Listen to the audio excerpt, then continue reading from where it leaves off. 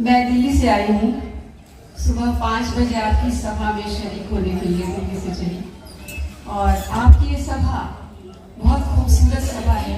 मैं पेशे से एक पत्रकार हूँ, टेलीविज़न जर्नलिस्ट हूँ पिछले 17 साल से, और इन सभाओं को रिकॉर्ड करना और टेलीविज़न में दिखाना मेरे लिए बड़ा आसान सा काम होता था।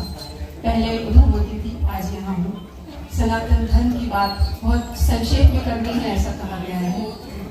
सबसे पहले मंच पे मौजूद सभी विशेषजनों को मेरा प्रणाम। सिंधु एकता महासंगम, इसका टाइटल है मेरा सिंधी समाज मेरी पहचान, आओ साथ चले। बहुत खूबसूरत सब टाइटल है। एक छोटे से जोक से स्टार्ट करती हूँ। एक फल विक्रेता केले बेच रहा था। केलों का गुच्छा जो था उसको 80 रुपए दर्जन देता था, और जो अकेले केले थे वो उसे 30 रुपए दर्जन। तो एक महिला ने पूछ लिया, ये भी केले हैं, ये भी केले हैं, ये 80 रुपए दर्जन और ये सिर्फ 30 रुपए दर्जन क्यों? तो बोला, मैडम जो जड़ से हट जाता है उसकी कीमत खत्म हो जाती है। ये सिंधी समाज इतने समय बाद पैदा हुआ, ये एक दुख की बात है। जब मुगलों का आतंक बढ़ा था तो हिंदुओं ने प्रार्थना की थी, और उनके भीतर से अंतरात्मा भगवान जब बोले तो समुद्र के तट पर उन्होंने ऐसी विडंबना से ऐसी प्रार्थना की कि भगवान झूलेलाल समुद्र से उनका प्राकट्य हुआ। और इस प्राकट्य के बाद ही चेटीचंद महापर्व मनाया जाने लगा। ये चेटीचंद महापर्व की जानकारी मुझे एक पत्रकार होने के नाते भी नहीं थी।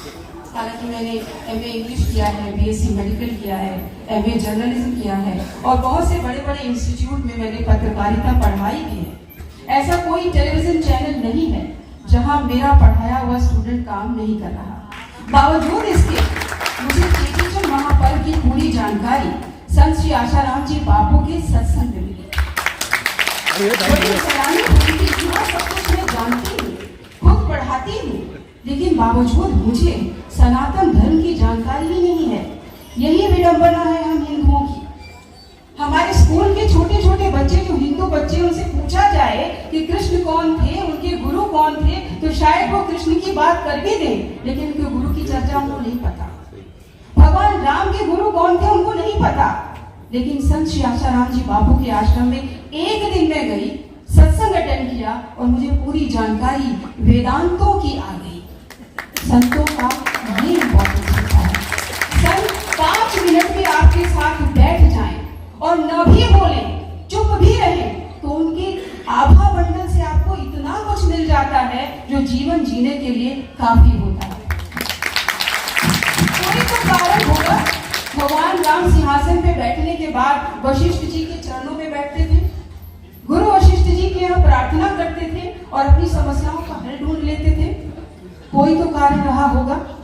कोई तो कारण रहा होगा कि शिवाजी महाराज अपने गुरु के चरणों में बैठ करके सिर्फ याद करते थे और उन्हें ये पता चल जाता था कि उन्हें किस तरह से गोरिल्ला अटैक करना है, कहाँ माफी मांगनी है, कहाँ छुप के करना है और कहाँ झुक जाना है। ये कौन बताता है? क्या किसी किताब में लिखा था या किसी कॉलेज या स्कूल में पढ़कर आए थे? संतों का सानिध्य हमें वो प्रकाश दे देता है जो आंखें बंद करके भी हमें रास्ता ढूंढने में मददगार होता है।